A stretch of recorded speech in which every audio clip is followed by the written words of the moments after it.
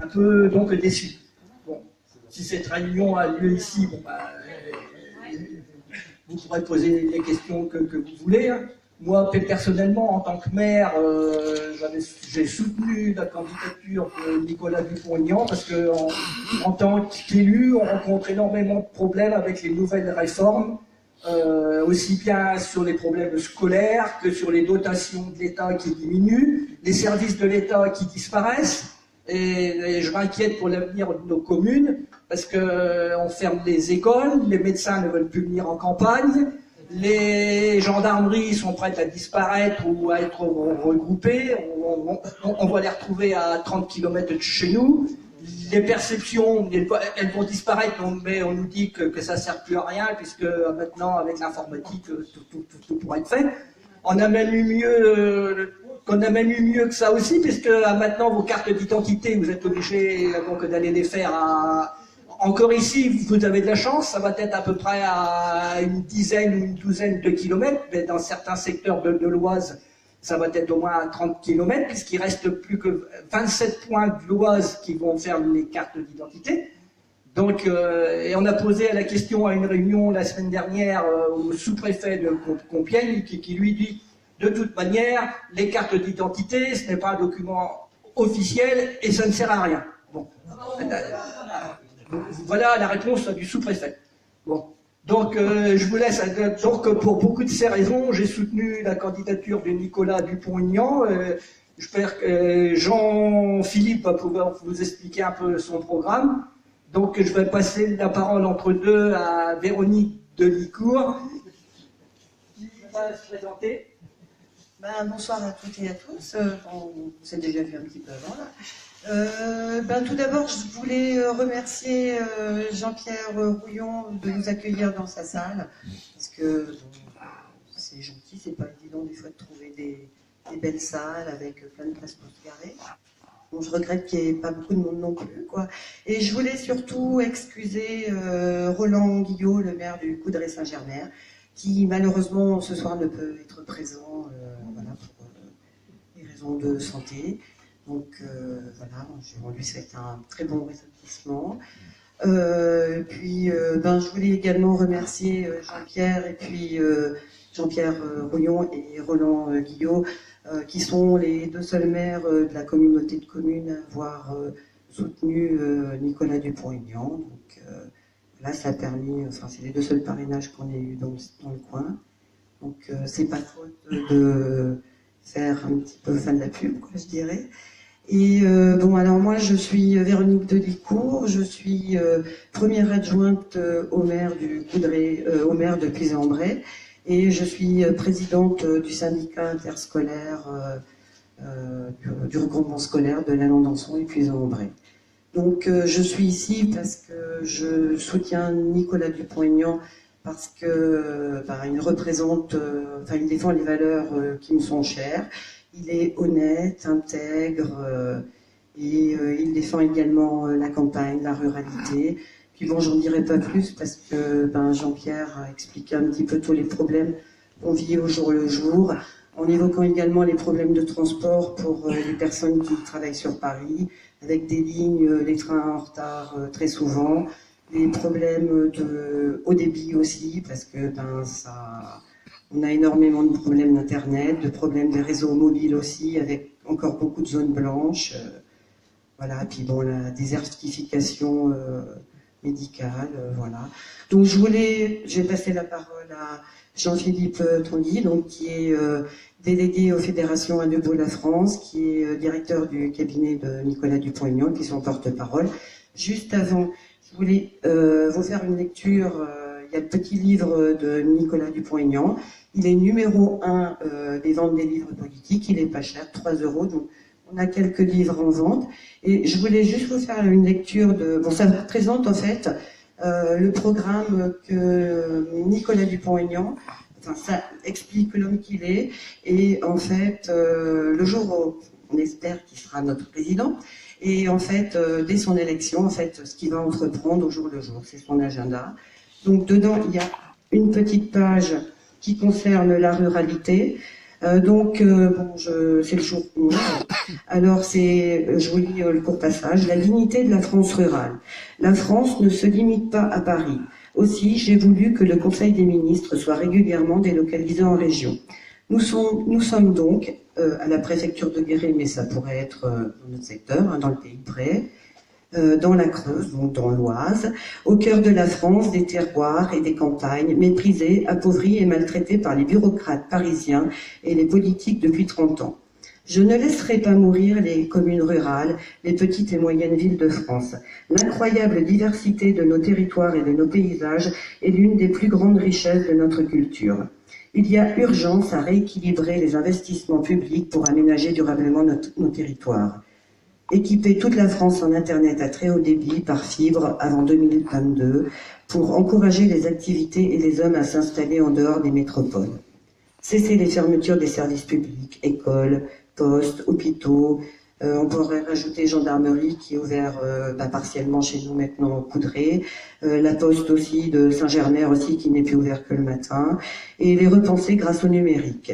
Supprimer la loi NOTRe qui veut retirer leur pouvoir aux maires, élus les plus légitimes et économes au profit d'intercommunalités géantes coûteuses. Voilà, donc j'ai passé la parole à Jean-Philippe et puis je vous encourage à lire le livre, c'est très intéressant, puis bon, ça se lit très rapidement et il est pas cher. Voilà. Merci aussi celui-là. Oui, Madame la suppléante, bravo. Madame la suppléante, bravo. Bonsoir à tous. Donc, je suis Jean-Philippe Tanguy. Merci à Véronique de m'avoir présenté. Merci à Véronique et à toute l'équipe de l'Oise ici présente d'avoir organisé ce rendez-vous. Moi, je suis très content d'être là. Pardon, merci Monsieur le maire Jean-Pierre Rouillon de nous accueillir et d'avoir effectivement parrainé Nicolas Dupont-Aignan. Moi, je te trouve dur avec toi-même parce qu'avoir 2 maires sur un secteur sur 500, c'est une très bonne performance. Et d'une manière générale, la Picardie, parce que moi je tiens à la Picardie, malgré la fusion avec nos amis de Nord-Pas-de-Calais, a beaucoup soutenu la candidature de Nicolas Dupont-Aignan, puisqu'on est à 70 maires sur toute la Picardie. Donc ce qui prouve bien sur 700, parce qu'on a eu 700 signatures au total. Donc on a eu 10% de nos soutiens en Picardie, ce qui prouve bien que la Picardie est sensible aux valeurs de Nicolas Dupont-Aignan, et aussi sans doute, comme tu l'as dit dans l'ouvrage, parce qu'il y a plusieurs passages sur les Hauts-de-France, sur la Picardie et Nord-Pas-de-Calais, mais moi je me prends au piège. C'est une région qui tient à cœur de Nicolas Dupont-Aignan et qui l'a beaucoup inspiré dans son parcours politique, dans la vision qu'il a de la France, dans la conception de l'identité culturelle de notre pays et de notre nation qu'il entretient, et dans les solutions surtout, et on a encore vu aujourd'hui avec les visites, on a eu la chance de visiter une ferme qui a décidé de produire elle-même, de transformer elle-même son lait pour conserver sa valeur ajoutée et réussir à se payer un salaire correct et digne de son travail. On a visité une commune qui a lancé plusieurs chantiers pour redynamiser la ville, lancer des projets, faire des économies utiles qui permettent de redéployer dans les services publics. Donc, ce qui prouve aussi qu'il y a des solutions. Et c'est là-dessus que ce soir, je voudrais insister, et que c'est pas du tout une campagne, la campagne de Nicolas Dupont-Aignan, le projet Nicolas Dupont-Aignan, une campagne qui se contente de commenter la tragédie en cours, de dire que c'est dramatique, sans rien proposer d'autre. C'est d'ailleurs la spécificité de Debout la France. D'ailleurs, Debout la France, dans le nom même de notre parti et de notre slogan, c'est de la mobilisation. Et on le voit ce soir, c'est vrai qu'il n'y a pas beaucoup de monde, mais moi je trouve qu'il y a quand même plus de monde que quand j'ai fait des réunions au début, comme je disais, j'ai fait une grande réunion à Bourges avec 0 personne. Donc moi, c'était au tout début, voilà, donc c'est quelque chose qui prend, vous savez, et c'est normal, puisque si vous êtes là aussi, et si vous êtes intéressé par Nicolas Dupont-Aignan, c'est que vous avez compris que les autres formations politiques conduisaient la France dans l'impasse. Et l'échec, et je ne vais pas parler longtemps d'eux, parce qu'on est là pour parler d'autres choses, mais il faut aussi expliquer les choses. Il y a un problème de confiance dans la politique générale maintenant, et la difficulté qu'on a pour des gens honnêtes, parce que je revendique le fait qu'on ait des gens honnêtes, des gens nouveaux qui veulent proposer quelque chose d'autre pour la France, c'est qu'on paye aussi pour les autres. Pour des années de déception, des années de tromperie. On a encore eu un exemple hier avec quand même des gens qui viennent au débat de CNews et de BFM, avec des gens qui viennent devant les Français, qui ont été pris la main dans le sac, et qui viennent quand même se présenter, et qui viennent quand même faire des leçons à tout le monde, et qui ont là, s'excusent de rien, non seulement d'avoir ruiné la France, mais en plus d'avoir des comportements personnels qui ne sont pas acceptables. Donc c'est normal que ce soit long pour des nouveaux partis, de regagner la confiance des Français, et même que la politique elle-même regagne la confiance des Français. Et vous le savez, je pense que vous en discutez, peut-être même vous, d'ailleurs même moi pendant longtemps j'ai été dans cette situation, un ras-le-bol général, en se disant de toute façon on ne peut rien changer. Donc il y a deux batailles à mener, et c'est tout le programme de la France, c'est de trouver des solutions pour la France, et c'est ce dont on va parler maintenant, et puis c'est aussi de remobiliser les Français. Parce que le vrai problème de notre pays aujourd'hui, c'est qu'il n'a plus confiance en lui-même, dans sa destinée commune. On est un pays très particulier, on le voit dans les enquêtes qui peuvent être faites en sociologie, en sciences politiques. Les gens sont plutôt heureux dans leur famille, dans leur vie personnelle, ils arrivent à faire des choses, ils ont des projets, ils croient dans leur cellule familiale, dans leur bonheur individuel. La France est belle, ils vivent dans un endroit qui est plaisant à vivre, mais le lien commun entre nous, le destin commun de la France est très dégradé, et l'espérance de bien vivre ensemble, c'est ça qui a été dégradé, et c'est ça qu'il faut reconstruire. Et c'est de ça dont on va parler ce soir. Je ne vais pas être très long, parce que la chance qu'on a, il faut faire d'une faiblesse une force. Comme on n'est pas très nombreux, je pense que ça peut être intéressant de faire un échange. Donc je vais surtout répondre dans un deuxième temps à vos questions, toutes les questions, y compris les critiques. N'hésitez pas, si je n'ai pas été clair, ou si vous avez des questions, ou si vous avez déjà entendu, notamment à la télévision, ou dans un meeting, Nicolas Dupont-Aignan, faire des propositions sur lesquelles vous avez envie de réagir, je suis là pour répondre à toutes les questions. Moi, j'ai envie de commencer cet exposé sur la philosophie générale de Nicolas Dupont-Aignan, non pas en victimisant les campagnes, parce que le vrai drame des campagnes françaises, c'est qu'elles ont un potentiel, et qu'il n'est pas utilisé. Donc moi j'en ai assez, parce que moi, comme l'a dit Véronique tout à l'heure, moi je vis à Ville, donc dans une ville moyenne au sein du monde rural.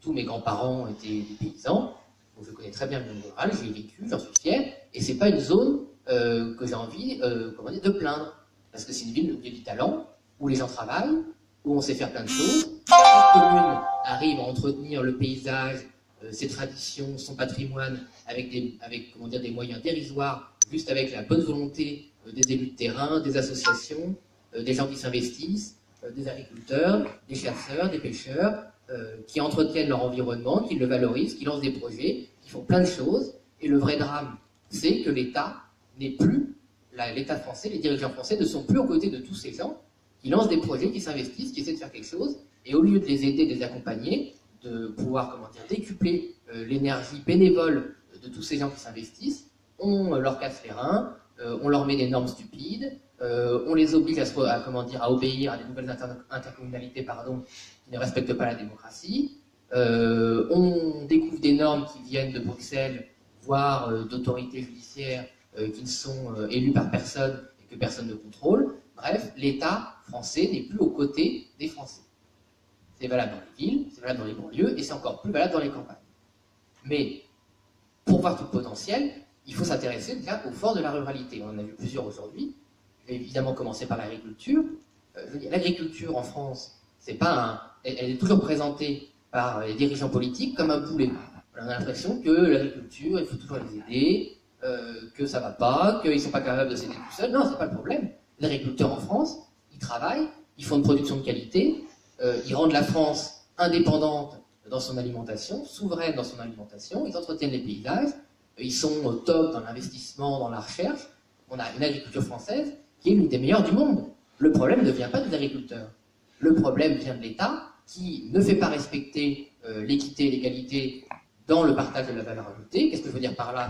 C'est que la grande distribution, le lobby de la grande distribution et de l'agroalimentaire refuse de payer un prix juste aux agriculteurs pour qu'ils puissent vivre de leur travail, et que l'État, au lieu de défendre ce prix juste, qui devrait être, je pense que tous les Français seraient d'accord pour payer un prix juste, est toujours du côté de la grande distribution et des transformateurs. Au lieu d'accompagner les agriculteurs qui ont fait énormément d'efforts pour la protection de l'environnement, pour le bien-être animal, pour la qualité et le suivi alimentaire, on ne cesse de leur mettre des normes nouvelles qui sont délirantes, et on autorise une concurrence déloyale de produits étrangers qui ne respectent pas les normes que les agriculteurs français ont respectées. Donc on a des agriculteurs français qui font beaucoup d'efforts, qui s'alignent, qui permettent aux Français de manger correctement une alimentation de qualité, et parallèlement, on fait rentrer, et tout ça a un coût, faire des efforts ça a un coût, et parallèlement on fait rentrer des produits qui ne respectent pas cette qualité et qui, évidemment, viennent ruiner les agriculteurs qui font les efforts. Et on a même un paradoxe sur un certain nombre de produits qui fait que la France exporte des produits de qualité, par exemple en Suisse, en Norvège, dans des pays qui ont un pouvoir d'achat supérieur, et consomme des produits de mauvaise qualité venus d'ailleurs. Donc c'est complètement délirant. Donc les agriculteurs, ils n'ont pas besoin, soi-disant, d'aide, qu'on les mette sous perfusion. Je vois même que quelqu'un, M. Macron, veut donner un RSA aux agriculteurs, ils n'ont pas envie d'avoir un RSA, ils ont envie qu'on paye au juste prix, avec des normes utiles et humanistes, et une réglementation équitable, pour qu'ils puissent tout simplement vivre de leur travail. Donc là, on voit bien que ce n'est pas un problème, ce n'est pas la ruralité qui affaiblit, c'est l'État qui ne donne pas à la ruralité la dignité de son propre travail. On est aussi dans une zone qui a une particularité, je parle de la Picardie en général et du Pays de Bray en général, qui est associée une agriculture de qualité avec une industrie. Voilà. Ici, on est dans un milieu rural particulier, dans un milieu rural où il y avait de l'industrie, des PME, beaucoup de métallurgie, si vous montez un peu plus en Picardie, de la robinetterie, la mécanique de précision. Voilà. On était dans une zone qui associait le talent des mains des agriculteurs et le talent des mains de l'industrie.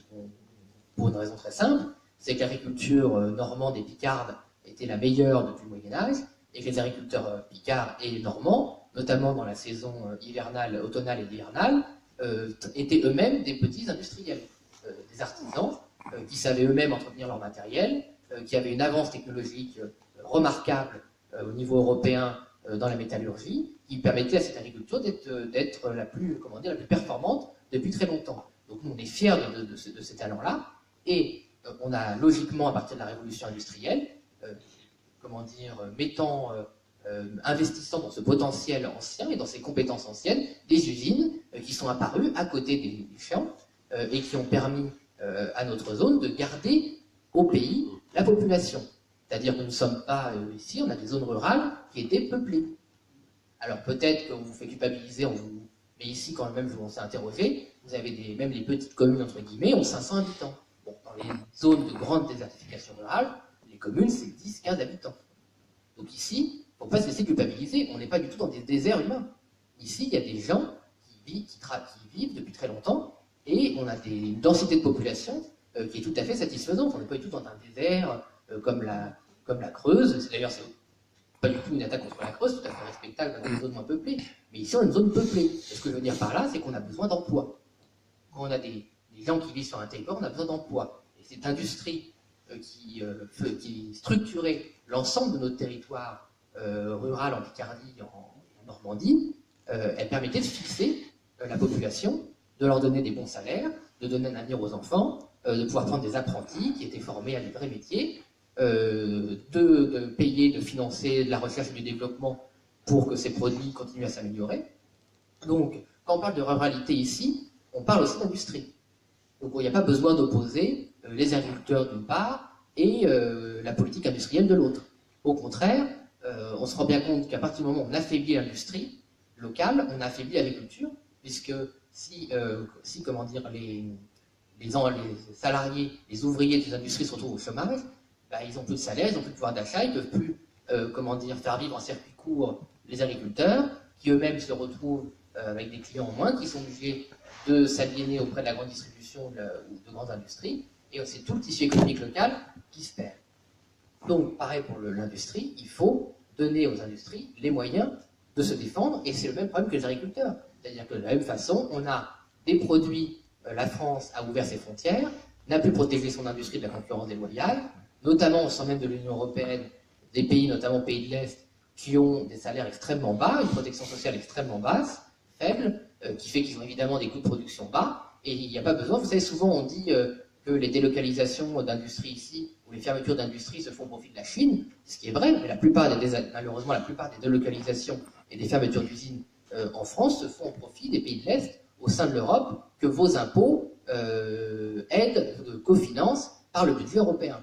Donc, ce que propose Nicolas Dupont-Aignan, c'est très simple sur cet aspect-là, c'est que soit nos partenaires européens s'alignent sur un certain nombre de prestations sociales, sur un salaire, et il y a une concurrence loyale au sein de l'Union européenne, qui permettent à chacun de développer son industrie dans de bonnes conditions sociales, soit la France cesse de commercer de cette façon avec ses partenaires et surtout cesse de financer la construction d'usines polonaises. On a vu avec Whirlpool. Whirlpool, qu'est-ce qui se passe? C'est la dernière usine électroménager de Picardie.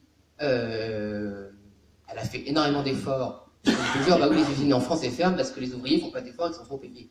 Vous prenez Whirlpool, c'est exactement le contraire. Ça fait 10 ans que les ouvriers de Whirlpool, tous les ans, ils font un plan,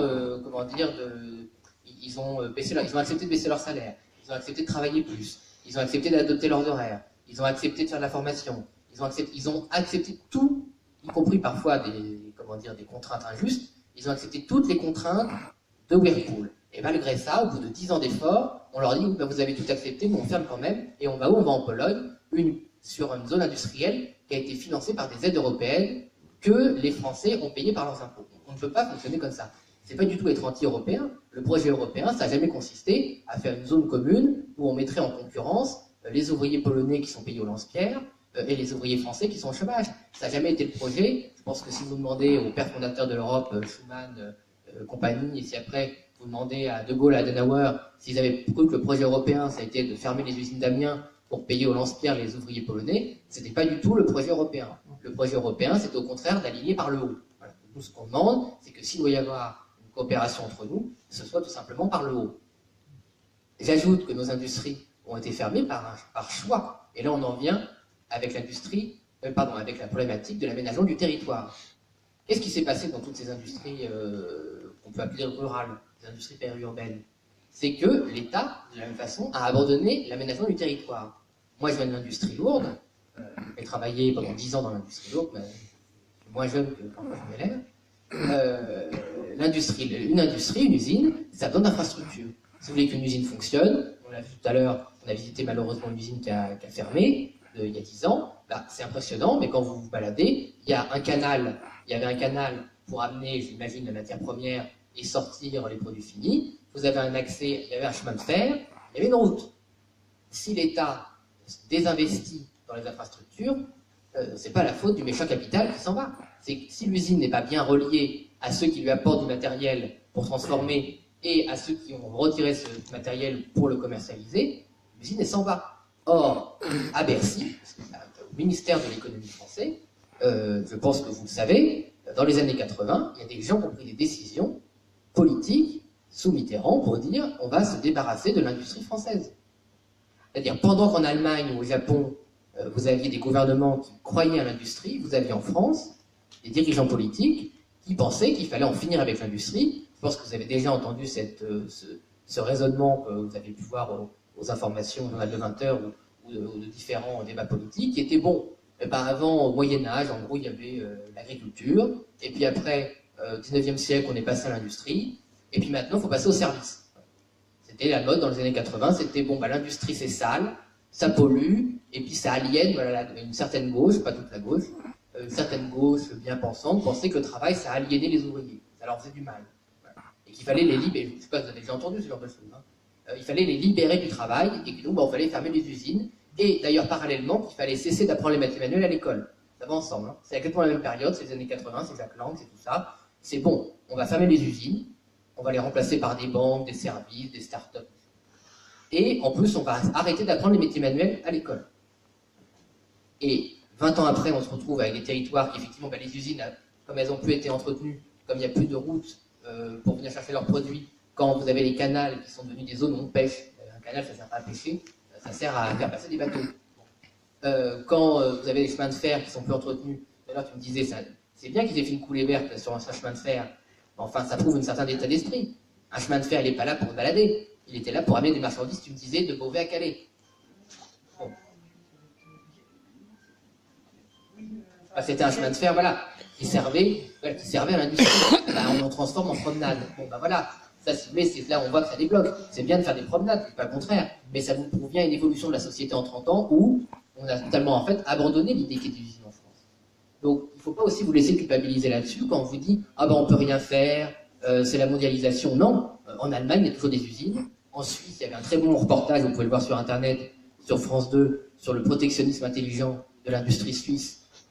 En Suisse il y a toujours des usines. Au Japon il y a toujours des usines. Voilà, il y a des pays, l'Italie du Nord, il y a une industrie qui est forte, La vérité, c'est qu'il y a des pays qui ont défendu l'industrie, qui ont continué notamment de former des jeunes dès le lycée professionnel à des métiers manuels, à des vrais métiers qui leur permettent d'avoir un bon salaire et une formation tout au long de la vie. Et vous avez des pays qui ont abandonné l'industrie. Malheureusement, c'est le cas de la France.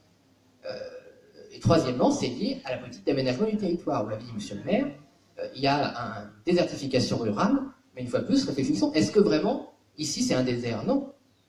Pendant longtemps, effectivement, les postes fermés, en Ariège, en Creuse, en Lozère, dans des endroits où il n'y avait effectivement plus personne. Le vrai drame qu'on assiste aujourd'hui, et le vrai scandale, c'est que vous avez des zones ici qui sont peuplées, avec des Français qui paient leurs impôts, voire qui paient beaucoup d'impôts, et que plus vous payez d'impôts, parce que les impôts ne cessent d'augmenter, 30 milliards de plus sous François Fillon, 60 milliards de plus sous Hollande-Macron, malgré tous les impôts que vous payez en plus, les services publics ne cessent de reculer.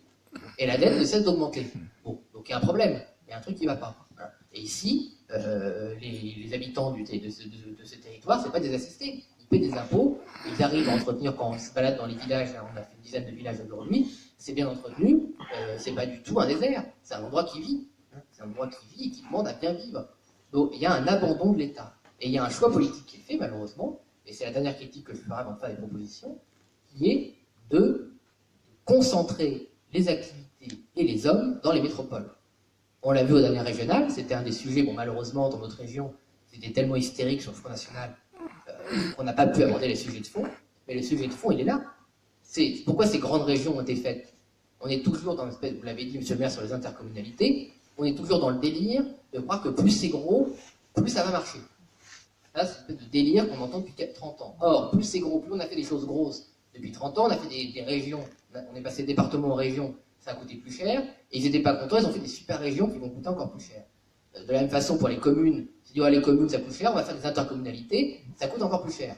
Voilà, ça ne fait pas d'économie, et là, avec la loi NOTRe, on va encore grossir les intercommunalités qui deviennent absolument énormes, et qui coûtent toujours de plus en plus cher.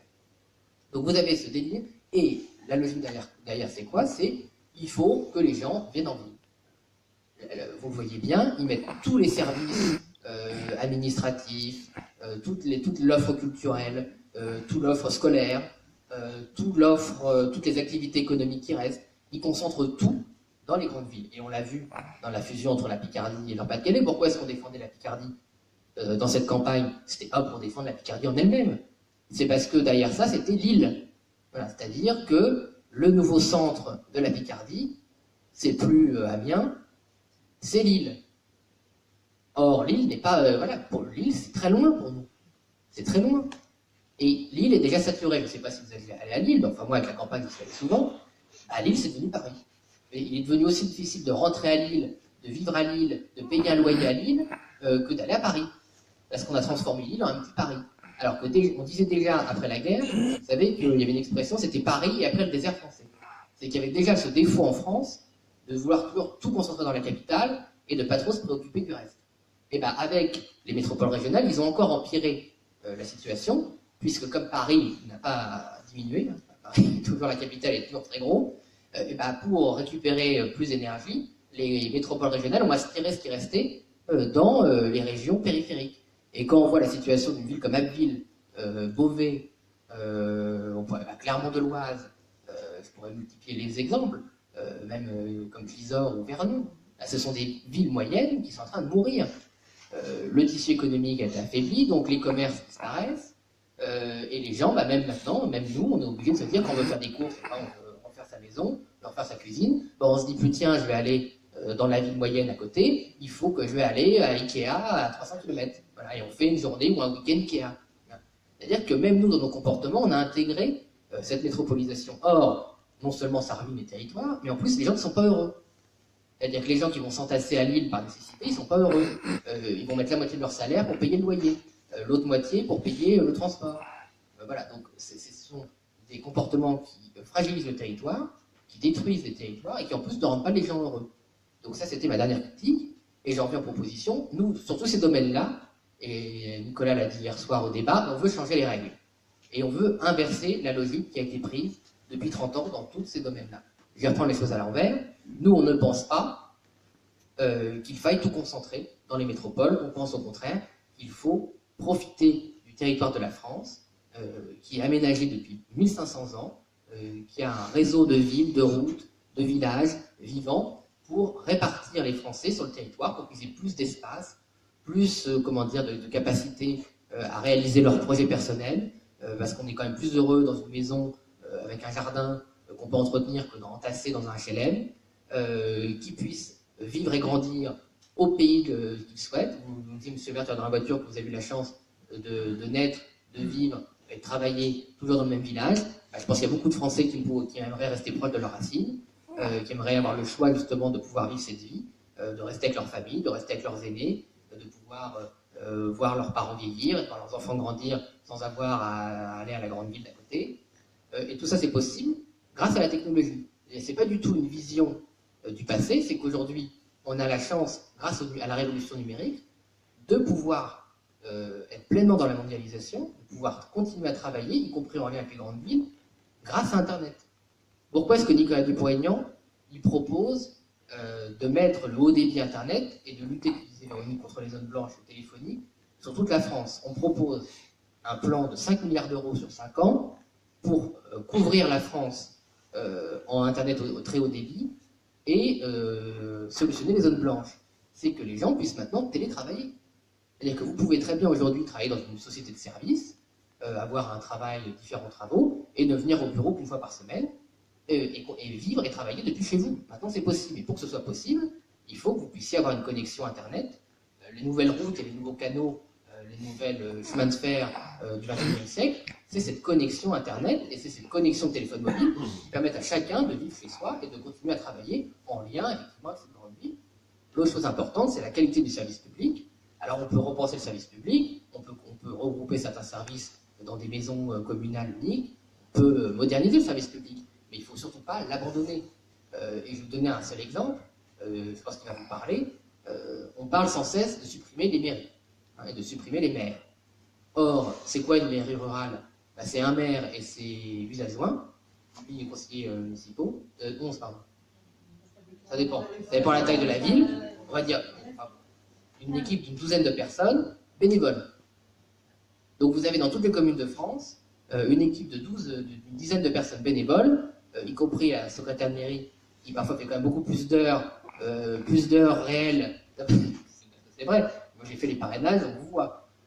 Beaucoup plus d'heures vraiment présentes sur le terrain que celles qui sont payées. Donc des équipes bénévoles qui font vivre le territoire gratuitement. Si vous supprimez les maires et les communes, là, vous allez remplacer ces équipes bénévoles par quoi? Par des fonctionnaires. Donc, on en vient à ce que je disais tout à l'heure, ils prétendent faire des économies en supprimant la proximité, alors qu'en fait, ils vont dépenser plus d'argent en supprimant la proximité, puisque la proximité, c'est des équipes d'élus bénévoles, des associations, on a parlé d'associations de chasseurs, d'entretien du patrimoine, même ceux qui font le catéchisme, ceux qui font des activités scolaires, ceux qui font des activités sportives, tous ces gens sont bénévoles. Et au lieu de les encourager et peut-être de leur verser plus de subventions, on veut les supprimer et les remplacer par des fonctionnaires qui coûteront plein pot. Donc on voit bien la fausse logique qu'il y a. On nous fait croire que c'est en supprimant du service public qu'on fait des économies, alors que c'est en défendant ce service public qu'on peut faire des économies au contraire. Il n'y a pas besoin de fonctionnaires dans toutes les villes de France. Il y a juste besoin d'aider et d'encourager toutes les équipes bénévoles qui font déjà vivre ces territoires.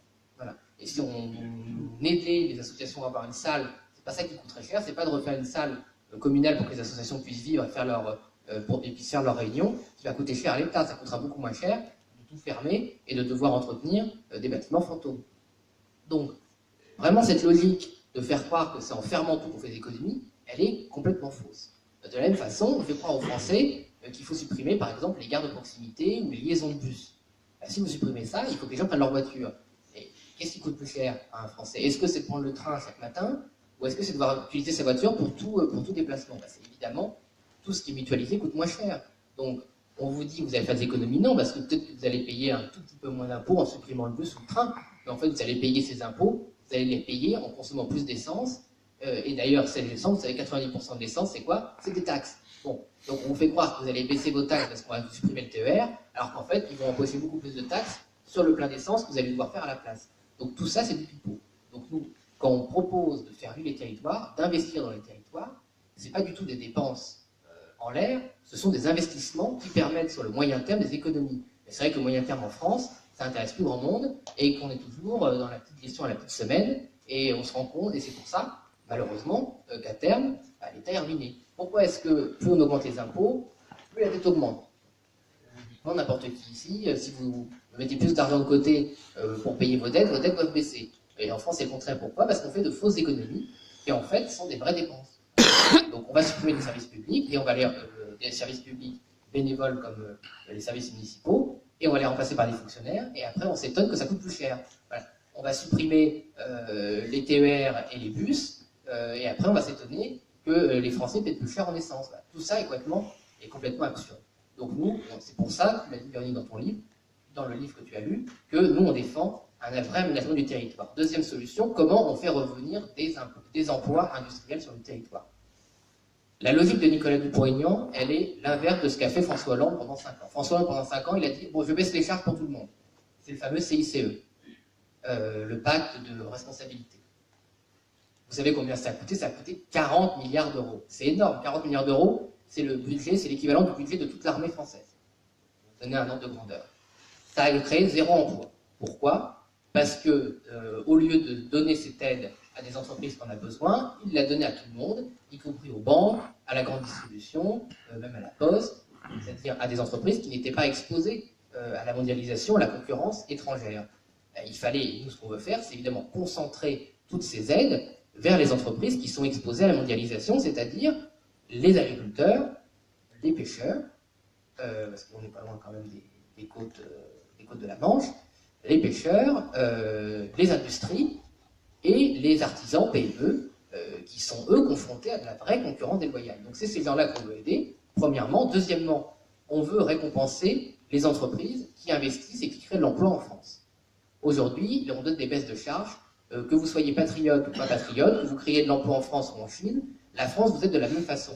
Nous, on veut inverser la logique, c'est-à-dire que Nicolas Dupont-Aignan veut donner un bonus fiscal, c'est-à-dire baisser de moitié l'impôt sur les bénéfices des sociétés françaises, uniquement pour les sociétés qui réinvestissent et qui créent de l'emploi en France. C'est une incitation à créer en France.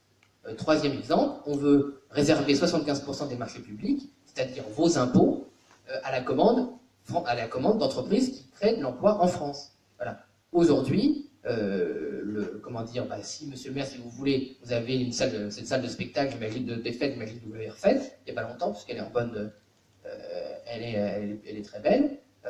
Si vous aviez voulu privilégier un artisan local à une multinationale polonaise, vous n'auriez pas eu le droit, et la multinationale polonaise aurait pu vous faire un procès au tribunal administratif, et malheureusement, ils auraient gagné.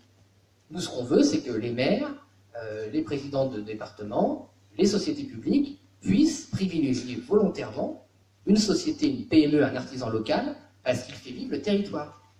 Il ne s'agit pas de faire n'importe quoi, de ne pas respecter la concurrence, il ne s'agit pas de choisir un copain.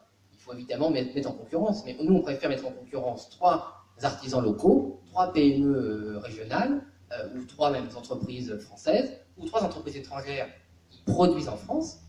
Parce qu'il y a des entreprises, je pense à Toyota à Valenciennes, ce que fait Toyota à Valenciennes, c'est plus français que ce que fait Renault en Slovaquie. Bon. Donc nous, ce qu'on veut, c'est que nos impôts puissent passer commande à des entreprises qui produisent en France. Ça paraît du bon sens, c'est ce que d'ailleurs font les Américains depuis 1929, le Buy American Act, c'est-à-dire qu'aux États-Unis, qui n'est pourtant pas un pays communiste, c'est quand même le summum du pays libéral. Alors, être libéral, ça n'empêche pas d'être patriote et de dire oui, c'est plus intelligent que l'argent public, c'est même pas plus intelligent, c'est plus intelligent et c'est plus juste que l'argent public aide des entreprises qui font de l'emploi, qui créent de la richesse en France, plutôt que d'aider des entreprises qui ont des comportements sociaux inacceptables et qui ne produisent rien en France. Donc c'est quand même ça nous semble être 3 mesures de bon sens. Il y en a d'autres, mais il y a d'autres mesures pour inciter à la production française. Je pense notamment à un fonds de relocalisation. Là, on a visité encore une usine tout à l'heure. Il y a beaucoup de maires qui qui entretiennent eux-mêmes des terrains industriels pour attirer des entreprises sur le territoire. C'est des très bonnes politiques. Nous, on veut que l'État le fasse à l'échelle nationale et que les bonnes pratiques des élus locaux soient généralisées à toute la France.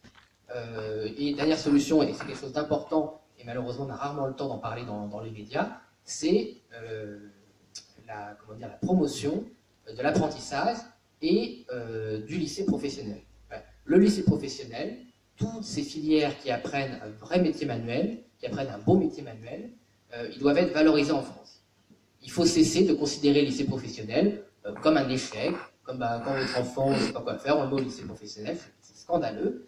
Le lycée professionnel apprend de beaux métiers, de vrais métiers, des métiers d'ailleurs qui sont l'honneur de la France, parce que si la France est quand même la capitale du luxe, la capitale de la gastronomie, la capitale de l'architecture, la capitale de la mode, la capitale de l'ébénisterie, un fleuron de tout mondial, si on est admiré dans le monde entier pour tous ces métiers artisanaux, les métiers de main, c'est bien parce qu'on a de l'excellence dans la voie professionnelle et dans la voie artisanale. Et donc, le mépris qu'il y a eu depuis 30 ans sur la formation professionnelle et l'apprentissage n'est plus acceptable. Et tant et si bien que c'est tellement grave ce qui s'est passé en France dans l'enseignement professionnel depuis 30 ans, malgré des professeurs qui font tout pour se battre contre les directives parisiennes, qui font un travail formidable et qui essaient de faire vivre l'apprentissage et le lycée professionnel malgré les instructions de Paris, c'est qu'aujourd'hui, quand vous ouvrez une usine en France, parce qu'il y a des maires qui arrivent à attirer des usines en France, il n'y a pas que des délocalisations, il y a aussi des belles histoires, on n'arrive même plus à trouver suffisamment d'ouvriers, suffisamment de soudeurs, suffisamment d'ouvriers métalleux, d'ouvriers qualifiés pour faire tourner l'usine. Parce que la France n'a plus formé d'ouvriers et de métiers manuels capables de faire vivre son industrie. Donc il y a vraiment une urgence à revaliser la filière professionnelle. Pour l'apprentissage, c'est encore plus absurde. On en parlait tout à l'heure avec l'agriculteur qui nous est l'honneur de nous accueillir. Aujourd'hui, c'est très compliqué de prendre un stagiaire ou un apprenti parce que les règles sont tellement restrictives que vous prenez un apprenti qui n'a pas le droit d'apprendre. Et vous prenez un apprenti, vous êtes couvreur, l'apprenti n'a pas le droit de monter sur le toit, poser des tuiles. Vous êtes charpentier, l'apprenti n'a pas le droit d'utiliser la scie parce que c'est dangereux, il pourrait se couper un doigt. Vous êtes, tout à l'heure, il nous disait, l'apprenti qui veut apprendre agriculteur, il n'a plus le droit de monter sur le camion parce qu'il pourrait tomber dans la benne pendant qu'il marche. Voilà. Donc c'est complètement absurde, il faut faire confiance déjà. Quand vous êtes apprenti, vous avez au moins 14 ans, la plupart du temps vous avez 16 ans, vous n'êtes pas complètement débile, vous n'allez pas vous jeter dans la broyeuse de la benne, vous savez monter, je pense que les jeunes, ils font beaucoup plus dangereux que monter sur un toit pour poser une tuile. Les jeunes n'ont pas attendu l'État français pour faire des conneries quand ils ont envie d'en faire.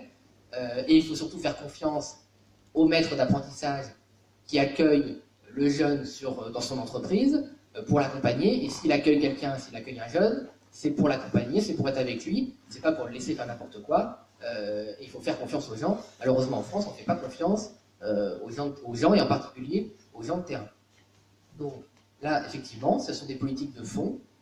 C'est pas des grandes promesses en l'air où on vous promet qu'on va créer de l'emploi juste parce qu'on dit qu'on va créer de l'emploi. C'est des politiques de fond et c'est un changement profond des règles. Je peux pas parler de la politique européenne, mais ça prendra encore beaucoup de temps et si vous voulez, on pourra en parler dans les questions. Dernière chose pour l'agriculture. C'est pas moi d'ailleurs, c'est Nicolas Dupont-Aignan et Debout la France. On ne victimise plus les agriculteurs. Comme je vous l'ai dit, les agriculteurs, ils sont au top de ce que peut faire l'agriculture mondiale en France. Ils ont investi, ils sont formés, ils font des produits de qualité, ils font de la traçabilité, ils respectent la dignité animale et ils respectent l'environnement, la justice dans les prix, et que donc il y ait des prix planchers, qu'il y ait des quotas, que la grande distribution paye le vrai prix des matières agricoles, que le lait soit payé à son juste prix, et que les agriculteurs puissent vivre de leur travail dignement, et que si des efforts sont à faire, c'est la grande distribution qui a à faire des efforts, ça est le Crédit Agricole qui a à faire des efforts, c'est Groupama qui peut faire des efforts, et ça suffit parce qu'aujourd'hui, l'agriculteur est le seul métier aujourd'hui qui doit vendre ses produits à perte. Alors il y a les pêcheurs, mais finalement c'est le même métier. Pêcheur-agriculteur, c'est la même philosophie. Bon. C'est le seul métier au monde où on peut travailler 12 heures par jour et pas réussir à se payer, parce qu'il y a des puissances, il y a des lobbies qui ont influencé les politiques, voire qui les ont corrompus. Il faut assumer le fait qu'il y a de la corruption en France dans le système politique, qui font qu'on fait payer aux agriculteurs les bénéfices de la grande distribution et du système agroalimentaire. Et je vais vous donner un exemple que j'ai découvert hier soir. Alors il se trouve que c'est une communiste qui a soulevé le sujet, mais elle a lisé un magazine américain qui s'appelle Forbes, qui lui est loin d'être communiste, qui disait que le patron de Lactalis, vous savez, Lactalis pendant des années avait un statut bâtard qui faisait qu'ils n'avaient pas publié leurs comptes. Et la loi a changé il y a 2 ans, et donc ils ont été obligés de publier leurs comptes. Et on a découvert à cette occasion que le patron de Lactalis avait augmenté sa fortune en 10 ans de 3 à 10 milliards d'euros. Donc l'agriculture est en crise pour les agriculteurs, mais elle n'est pas en crise visiblement pour Lactalis, qui passe son temps à dire que le lait est trop cher et qui a réussi à multiplier ses bénéfices et sa richesse par 3 en 10 ans. Donc l'argent, en l'occurrence, c'est qu'il existe puisqu'on sait que les agriculteurs travaillent, et on ne savait pas où il était, maintenant on sait où il est dans les caisses de Lactalis, qui a tout simplement spolié le travail des agriculteurs. Il faut avoir le courage de le dire. Nous, on est pour l'économie de marché, on est pour la libre entreprise, mais la libre entreprise, ça n'a jamais été la spoliation du travail de ceux qui travaillent dignement et qui doivent être payés au mérite de leur travail, et ça fait longtemps que les agriculteurs ne le sont plus. Et enfin, on est pour faire le ménage dans les normes qui aujourd'hui embêtent et empêchent de vivre les agriculteurs. Il suffit de visiter une exploitation, de toute façon c'est simple. Moi, chaque année, je visite la même exploitation à côté d'Abbeville, et chaque année, je lui demande de montrer une nouvelle norme. Et donc, en fait, dans les faits, je vois que chaque année, on oblige les agriculteurs, au lieu qu'ils puissent investir dans leurs tracteurs, qu'ils puissent investir dans leur formation, qu'ils puissent peut-être même prendre un employé, on les oblige chaque année à augmenter des normes stupides, voire parfois même, il y a la norme de 2016 qui annule la norme de 2015, donc il faut défaire ce qui a été fait. Tout ça est absurde, empêche de vivre nos agriculteurs, et il y en a beaucoup qui abandonnent, non pas parce qu'ils n'aiment pas leur métier, mais de guerre lasse, parce qu'ils sont harcelés par l'administration, harcelés par les services de l'environnement, parfois harcelés par l'Europe, qui parfois pour verser les aides de la PAC, les oblige non seulement à remplir des dossiers absurdes, mais parfois par satellite, soi-disant se sont rendus compte, parce que maintenant, vous savez que la PAC surveille la taille des champs et la taille des exploitations par satellite. On surveille quand même par satellite nos agriculteurs. Je ne sais pas si vous accepteriez qu'on surveille votre maison, et qu'on prenne des photos de satellite de votre maison pour savoir ce que vous faites. Bon, bref, c'est ce que subissent ces agriculteurs, c'est aussi ce que subissent ces pêcheurs qui sont surveillés en permanence par satellite aussi pour savoir où ils sont, comme si c'était des animaux avec une puce pour vérifier que c'est totalement inacceptable. Et ils doivent justifier auprès de technocrates que leur champ fait bien la taille de leur champ. Généralement, les agriculteurs, ils connaissent la taille de leur champ et ils savent ce qu'ils ont planté, et ils n'ont pas besoin d'une photo satellite pour savoir ce qu'ils ont planté. Donc voilà, ce qu'on veut dire par là, et maintenant je vais répondre à vos questions, c'est que sur le problème de la ruralité, on voit bien que le problème ne vient pas des Français, contrairement à ce qu'on veut faire croire, et qu'il y a des solutions non seulement accessibles, simples, mais qu'on pourrait mettre en place très rapidement. Et c'est l'objet de tout le projet Nicolas Dupont-Aignan, Debout la France, que ça veut dire que les Français ont toutes les capacités pour se relever, pour aller de l'avant, pour remettre notre pays debout, mais pour cela, il faut que l'État français, les dirigeants français, soient du côté de la France, aiment les Français, leur fassent confiance, et défendent enfin l'intérêt de la France avant leur propre intérêt, ou l'intérêt de puissance ou de lobby étrangers. Merci.